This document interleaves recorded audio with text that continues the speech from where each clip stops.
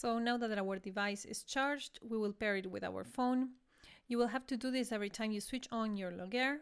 We go to the back of the box, we turn the device on, and if everything is okay, you will see two lights in the microcontroller that start blinking. To pair the device, we go to this button on the middle that has a link icon, and we refresh the list of devices here on the top right. This is my device ID. You should see yours, which you can find inside the booklet that you received. You clicked on the name, and we wait for the link icon to change to a Bluetooth icon. And once it's turned blue, your device is paired.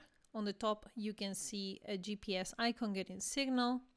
And in a minute, you should also see the data icon on the right, counting the data being logged.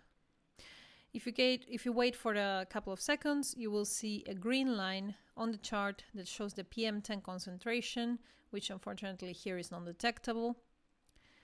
And just to test, I will light a match and we should see a spike in the chart of particulate matter. There you see the rise in the PM measure. You can check the numbers on the boxes below. And after a while, it will start disappearing. There we go. So the sensor is functioning. If you click on the icon on your bottom left, you can also see your data in a map.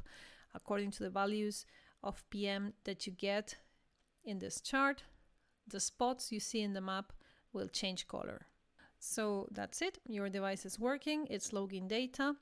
And in another tutorial, we will see how to download all the data that your device is sending to our servers using our API.